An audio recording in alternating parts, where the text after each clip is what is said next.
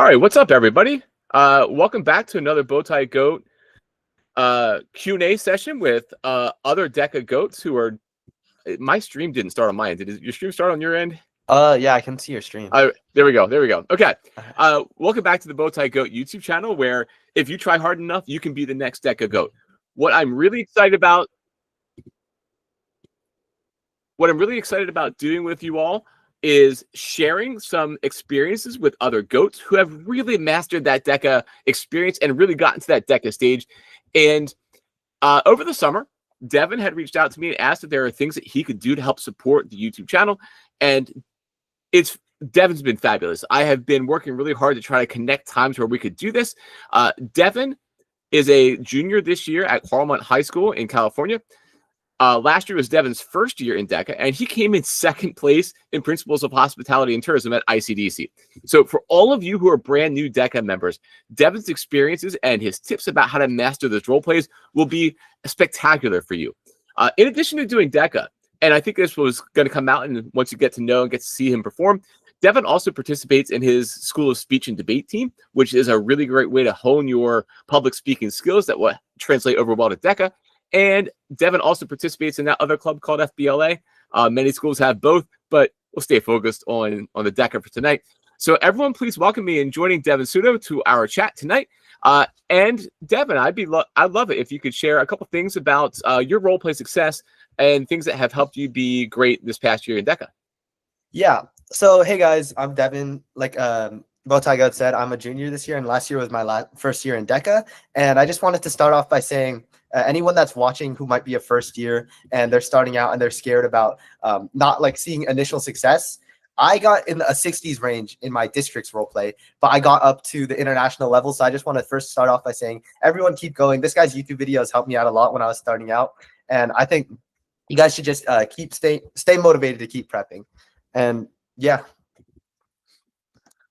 So Devin, I had asked that you kind of prepare a couple of tips before. And look, everybody, this is a fabulous opportunity. Devin is going to perform an ICDC level role play for you all, but I'd asked him to share a couple of tips about what that success looks like for him, how he's prepared, and what he learned from this past year that he's happy to share with the rest of you. So Devin, what are some of the tips that you said are really important for someone starting out this process?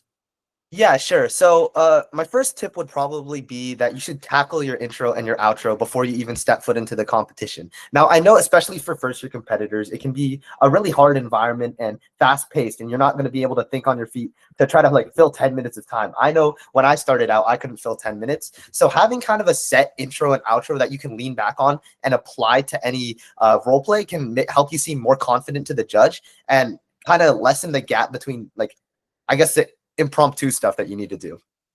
Second of all, I'd say that a lot of people I've seen might try to create like a huge spreadsheet and study all the performance indicators possible.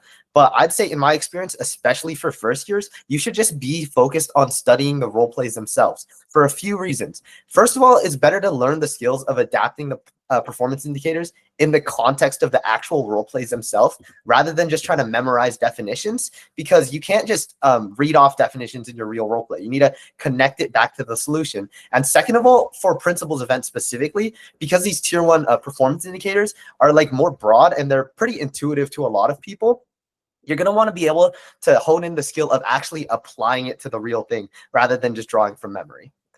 And then finally, I'm sure you guys have heard, or if you're a first-year competitor, I'm sure like some of the officers at your school or seen videos on YouTube have told you the importance of including visual aids in your role plays. And so I'd say one thing that helped me out a lot was keeping some props in my kind of arsenal that I could fall back on in any role play, because of course you should always be thinking of some creative props to help you stand out. But in your practice role plays, like for Principles of Hospitality, which I competed in, for example, you see a lot of communications role plays, a lot of emotional intelligence role plays. So if you start to notice this pattern, you can start thinking even before you step foot into competition about some props that you can prepare and apply to anything.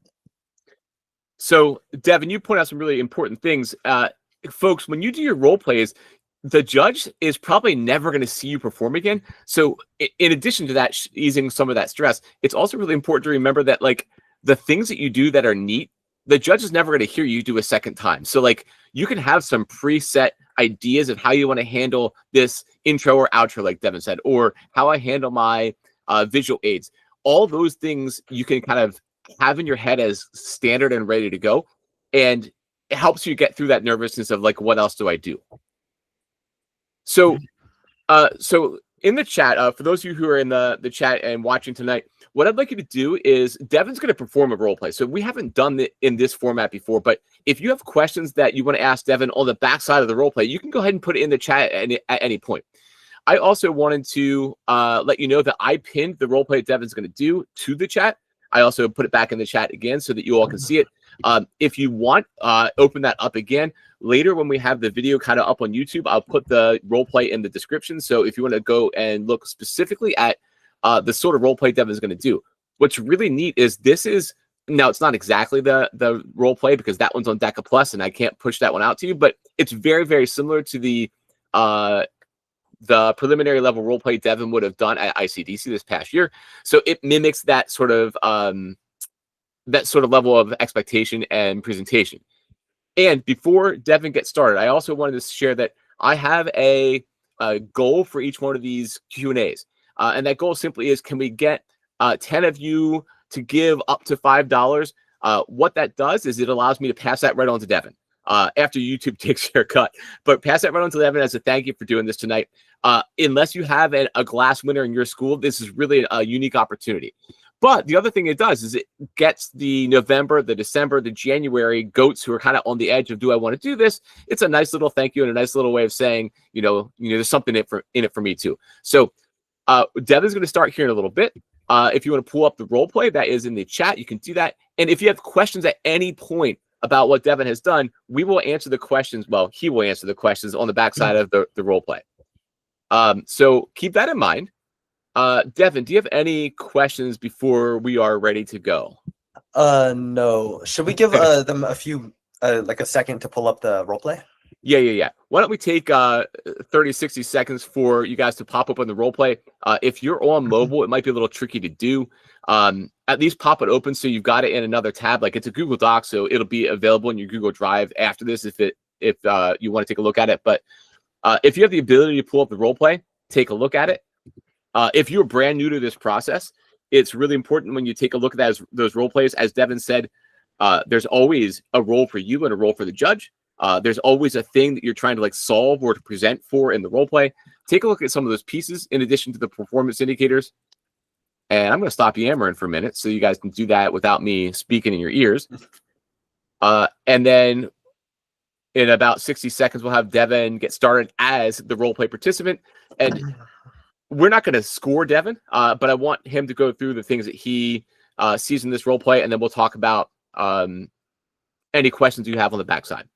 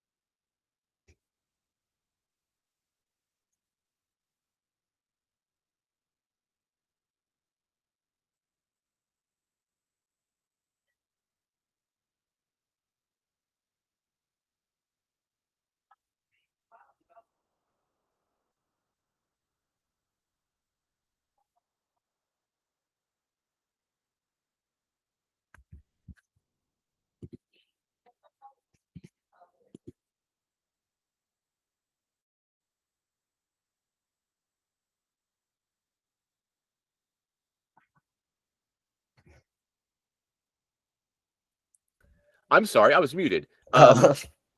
So for those of you who were, I was doing some admin stuff. Somebody asked for a different way to share the role play.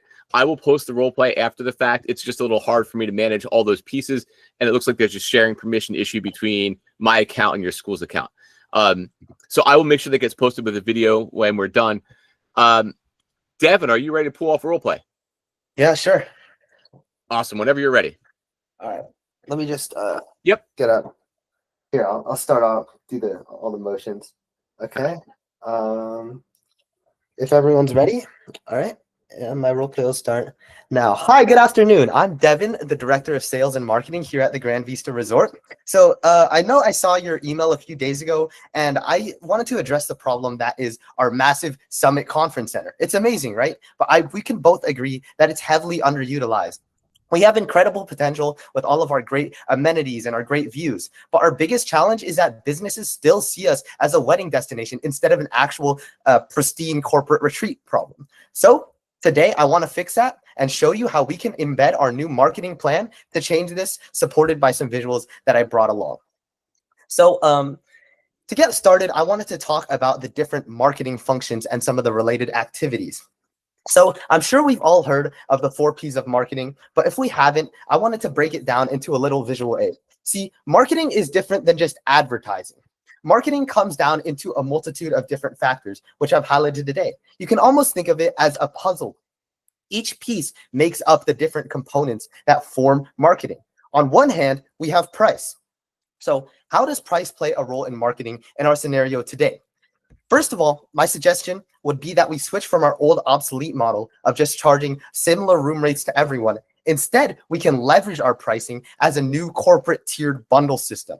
On one hand, for maybe some of our corporate customers that won't stay as long, maybe just a day or two and with less guests, we can offer them the bronze system.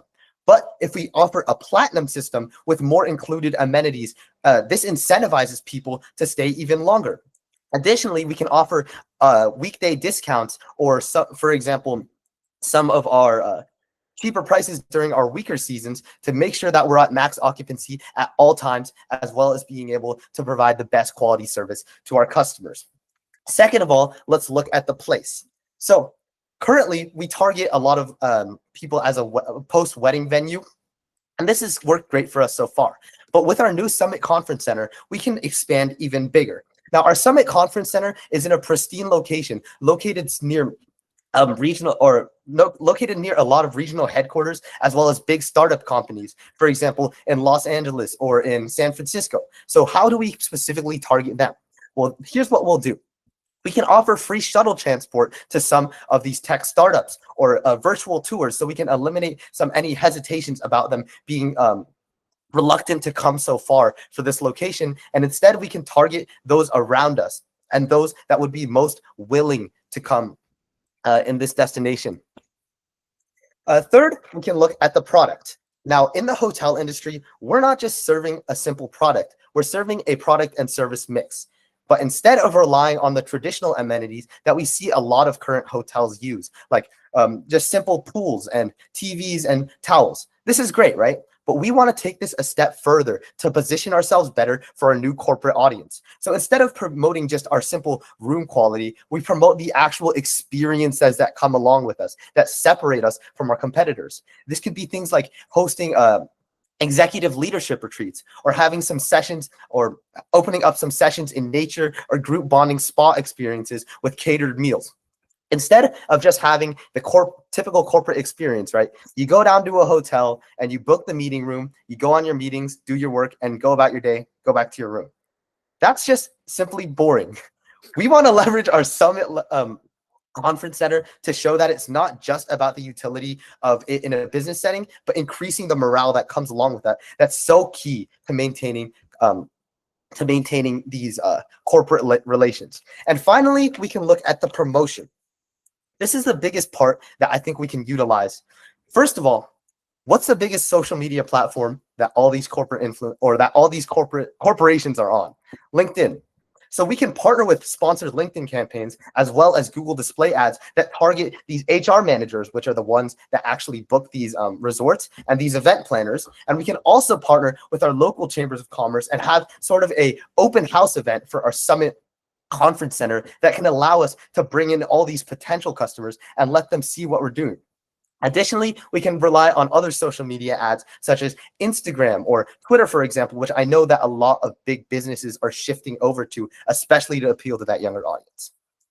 Now I wanted to move on to some of these actual factors that influence these business buying behavior. And these are so key because once we identify these, we identify what actually allows us to stand out in the B2B space. So I made a little acronym for us. First of all, we can see, I call this MIND, and this just shows you kind of what's on these businesses' mind when they're selecting a location. So first of all is money. These businesses, typically when I've come into contact with a lot of these startups, they have a lot of freaking money, but it's still a big consideration when it comes to your booking. So like at a base level, if we can't differentiate ourselves in other ways, and you look at Hotel A and then you look at us, if they're charging cheaper, I mean, it's pretty obvious the company would want to choose a cheaper option because they still want to manage their funds. But even if we can charge a premium, but we offer all these separate amenities and these separate exclusive services, they might be more willing to pay a higher price. And this goes on to my next point about image. Now, maintaining our reputation is so key because let's face it, these corporations have a lot of choices to choose from. Luckily, we can leverage our past 5-star reputation from our reputation as a pristine wedding location. So these corporations already know that we have good service. They know that we have good rooms, and we can leverage this to our advantage by saying, oh, hey, did you know this? We have this new big conference center. Third is needs. Now, every business has different needs. Some might have to rely on more high-tech kind of amenities because they're going to want to have the best Wi-Fi possible if they're kind of cranking out a lot of work during their time here at their stay. But other companies, maybe not so much. Maybe it's more of a corporate retreat for them. So they might want to rely on their different, maybe amenity or I guess spa services that we have to offer or hikes. Luckily, since with our summer conference center, we offer a wide range of amenities. We can appeal to any sort of corporation that comes our way. And fourth is differentiators. Now, I kind of highlighted this a bit earlier, but we want to always be looking out for our competitors and what moves they're making. If this means that our competitors are moving to a more eco-friendly background or more sustainability, that's what we should be moving towards because we want to lessen the amount of generic differentiators that our competitors can leverage against us. At the same time, we want to add on some differentiators on our hand.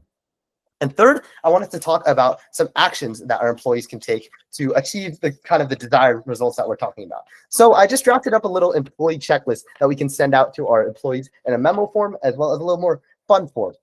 So first of all, we need to educate our employees about our new marketing plan and learn all of the corporate retreat offerings. So every frontline employee, whether this be from housekeeping to front desk to even more on the corporate level, they need to be trained on our new corporate tiering packages and our new promotional system, what's included and the benefits, so they can sell and be confident about it. Second of all, they always want to add personal touches. Now, when you go to a hotel, think about it. When you leave after a good stay, it's not the rooms that you think about. It's not just the pool that you think about because every hotel has that. It's the little personal touches that these our staff can add. Well, this means adding complimentary water bottles and drinks or setting up the room and towel changes without even being asked. Or maybe when we have our companies come in, we can have a little board saying, welcome X startup in the lobby. And third, we want to be able to communicate proactively both before and after their stay. So whether this means checking in on their stay a bit beforehand, maybe 5 days before in an email, and checking in some more personal details. What can we do to best accommodate you? And after your stay, how did you feel? Collect guest feedback. And fourth, this is kind of more of a simple one. We need measurable results. And so we can demonstrate our connections between our actions and results through this little diagram I made here. So if we look at some of our previous metrics from our wedding services, right, we can see our corporate bookings have been around 10 inquiries a month. Not terrible, but we should be leveraging our systems even more. So I propose that we can measure by checking over after implementing into our plan to see and aim for that goal of 30 inquiries per month. Additionally, our conversion rate is around 7% a month. Once again, not terrible, but we want to get that up to 15% a month. And Finally, get our guest group size on average is about 20 corporate guests, and we want to get that up to 40 corporate guests. Now, why am I saying all this? Because it's important to have measurable results in any plan so you can tell what's working and what's not, and we can be adaptive in our plan. And that's a great part about it. If we can see that something's working, we can hammer in on that. And if we see that something's not going as planned, we can kind of cut back on that and reconvene. Now, that's all I had prepared for today. But if you had any questions, please feel free to ask now. Oh, thank you very much for your presentation. It was exactly that. I was going to ask you about how you measure your results, but what would be an example of a long-term result that you might be looking for in how you book out our conference center? Sorry, a long-term result, you said? Yes. So when we look a year, 5 years from now, right, we don't want to just be seeing a half full conference center. We want to be seeing more of a bustling corporate landscape where a bunch of different businesses come together, not just as a place to stay, but maybe to network with other businesses. Or we can be seen as a pristine location in any sort of rating for amenities, for travel, for both business and personal relations. All right. Well, thank you very much for our meeting today, and I look forward to working through these plans with you. Yeah, of course. All right, Devin. So we are done that role play piece. Well done. The chat is going on as you were talking. Like that was pretty buttery smooth. Folks, Devin, certainly take a moment just to transition out of this role. Folks, if you have questions for Devin, I would love for you to drop it into the chat. Just either about that particular role play or about how he got to be so good at this process. And again, anything that you put into that, like the supers goal for the chat, or for our Q&A today, I'm passing right on to Devin. So if you thought that was as good as what I thought it was too, and you have the ability to show some love for Devin, that'd be fantastic. But Devin, I want to start you off with some questions because no one's put a question yet into the chat except for that this is really good and it was really well thought out. There is a question now asked, and you probably can see the questions too on your side. So like if you see them come up, if we start seeing them fire in, you can certainly interrupt the order that I was thinking about them. But sure. A member just asked, like, how do you get so fluent at just making things up? And I was going to ask you about this as well. Like, how many of those things are just kind of pre-made, like good ideas that you've used for other sort of role plays? All right. Yeah. So I guess when I'm making things up, I think more in my prep about kind of the general stuff that I'm going to say. I don't really go into the specifics, but in my actual role play, when I'm like, I guess, thinking on the spot or making things up, I try to go lead in with that general kind of concept. And then I always think in my head, like, how can I go deep with specific examples to help me stand out? Like, for example, when I was in my prep, right, I was thinking for the first PI, I think it was about like the 4 P's of marketing, right? That's just something generic you can lean on for like a marketing role play.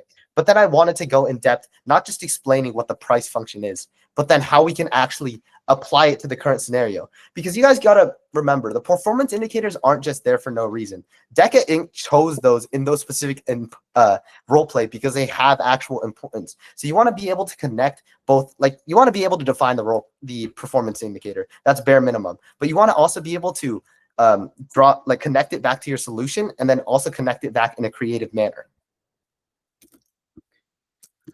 All right. So how often do you use this is not in the chat. How often do you use an acronym in your role play? Is that frequent or is that depending?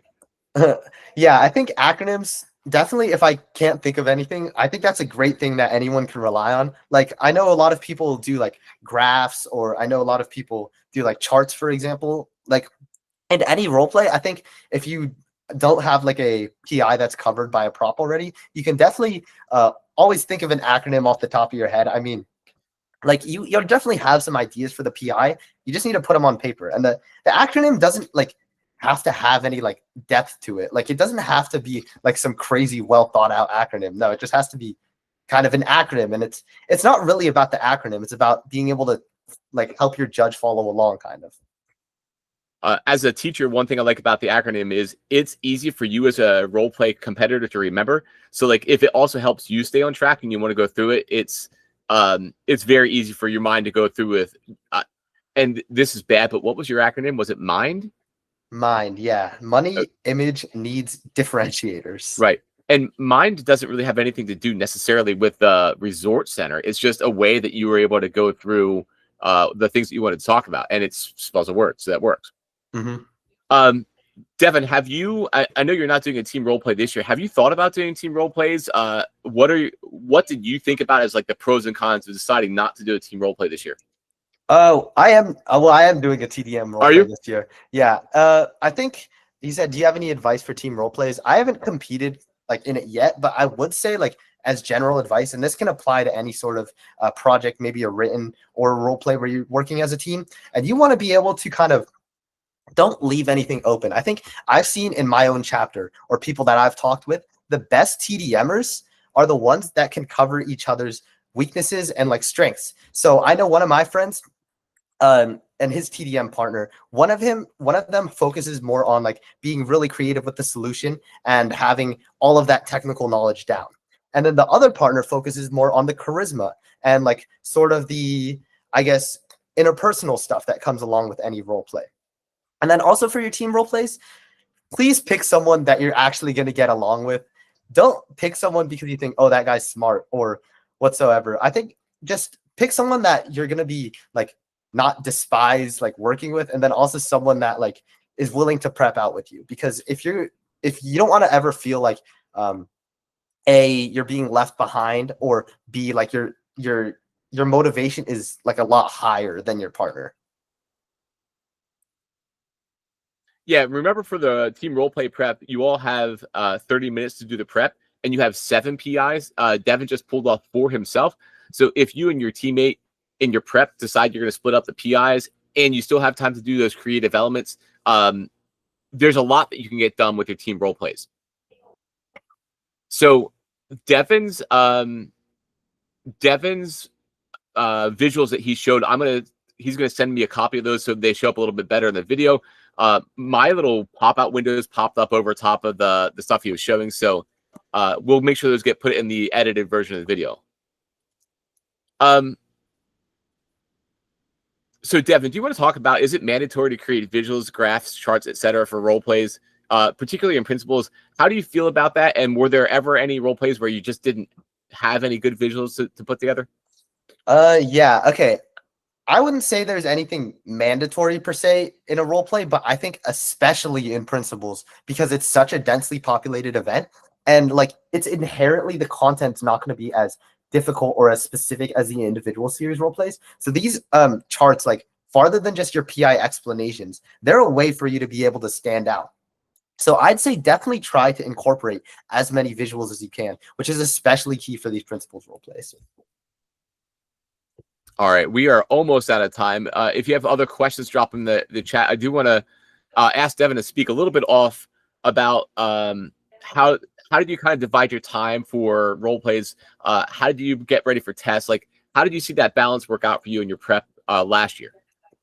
So like preparing for competitions? Yeah. So first of all, I'd say this for any like first year competitor, I identify your strong suit first. So for me, that was testing, right? At districts, that was my first ever like test and role play. I got an 80. I didn't study for either. I got an 88 on the test, but like a 66 on the role play or something. And so instantly I knew, okay, the test isn't going to be as big as an issue as this role play thing. So I started focusing in a lot more on like cramming in as many practice role plays as I can. Now that's not to say neglect any part, like don't neglect the test, please. Because I've seen a lot of cases where it's people that can nail that role play, it's a piece of cake, but then they step in that test building and they get like a 60 or something. So like a good test score, it won't win you anything. Like it won't compensate for a bad role play, but it can definitely keep you off stage. So I think that's a good thing to think about because it's still a third of your score. Oh, this is a good question. Devin, how do you manage your prep time? Like, the question is just straight up, how do you manage your 10 minutes of prep? Do you ever feel rushed? Are there things that you try to do first to make sure you get them nailed out? All right, yeah. So I'll just walk you guys kind of through what an average like role play would look, or in my prep for me, like as soon as I sit down in that chair. So as soon as they start that timer, I'm pulling up the prompt, and without even reading anything, I get my piece of paper, right? I like divide it into 4 sections, and then I just write all the PIs, not word for word. Please don't do that. I just say shorthand is fine, because either way in the role play, you shouldn't really like be focusing on reading everything word for word. And then I write them all down, and then I'd go back onto the prompt and look over the prompt. I wouldn't like, honestly, I do read the whole thing, but I don't like focus too much on it. I focus more on the specific aspects of it, especially at the end, because in a lot of role plays, they give you some kind of like actionable steps in like a bullet point form that kind of tie in with the PIs. So then I would just go PI by PI, right? Hopefully you know what each PI means. I know there were a few scenarios where I didn't know what each PI meant, so I might have to spend a bit more time on that. But I just divide your time pretty evenly between each PI. And then like for each PI, you should be thinking of like in your mind, just start like throwing stuff out there, like for props that you could do or potential things you can say. I wouldn't say like, don't try to go write a whole script for yourself. I'd say just take general notes and then think about kind of in your head some stuff that you could say. All right. So, Devin, the question I wanted to ask you about the performance you just did, were there things that in your mind you knew that you didn't say quite right? Did you notice there were faults that you had as you were going? Yeah, I think some of the, I mean, my speaking, I don't think it was great. I mean, I'm a little bit rusty, but I stuttered and like said like a few times. I think it's fine. Like for you guys that are in first years, I think it's fine. Like no one expects you to be perfect, but definitely try to reduce those bad habits as much as possible. The reason I was asking is I think some of us get caught up in like, if I say the wrong thing or if it goes a little out of order, then if you get hung up on it, your audience sees it. But if you just keep going, sometimes the judge isn't going to hear you or isn't going to hear your mistake. You just have to have the confidence just to keep plowing through it, because Exactly. if you make a big deal of it, the judge is going to see you've made a big deal of it. But Devin, one thing I really, really liked is from the very start of your role play until the very end, you were high energy. Your volume, your pace, your tone was key. It made it very easy to listen to. And if there were any mistakes, and I wasn't looking for any, but the way you sold it, the way you pulled it off was it sounded like it went exactly as you intended it on going. Instead of saying, oh no, that, and then you kind of backtrack a little bit. Like you were very good at making sure that it was exactly the way you wanted to carry it out. Yeah, exactly, guys. You want to always incorporate as much confidence in your role plays as possible, because in the end, the judges are human too. They know you're high schoolers. They don't expect you to be business savants. But if you go up and you're stuttering and you're saying, well, my plan's all about, no, but you want to like kind of just fake it till you make it. You know, if you go up there and say, the sky is green, and let me tell you 3 reasons why. Okay, the sky might not be green, but it sounds a lot better than saying, the sky is green. Yeah. My first year in DECA, I had 5 kids that went to ICDC, and I had no advice for them except for fake it till you make it. Like sometimes you could just be a decent BS and you can make it your way through. So not always the best advice, but if you get stuck with something you're not real sure of how to handle it, don't show it. Like don't show the judge the fact that you aren't exactly sure what something means. Well, Devin, thank you so much for your time tonight. For the folks that joined us in the YouTube chat, thank you so much for doing this. Again, not everyone gets the opportunity to ask questions to a DECA Glass winner, to get to hear one perform live, get to go through that process together. So thank you for taking time out on your Monday evening to do this.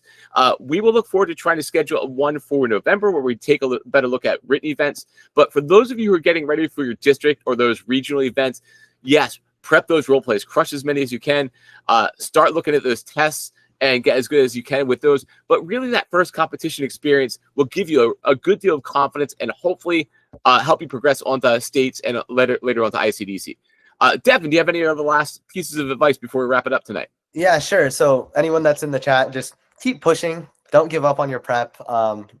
Definitely practice as much as possible, and don't take yourself too seriously. Like this is specifically for those principals members, those first year members.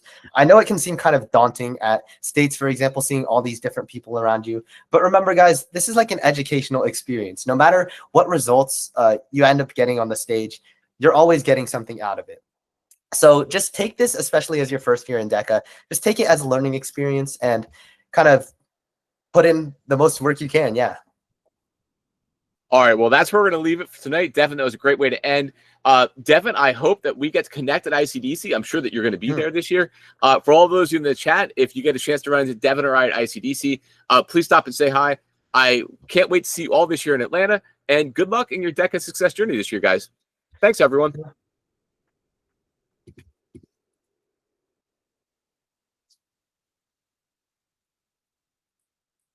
All right, stream has ended. All right. How do you feel?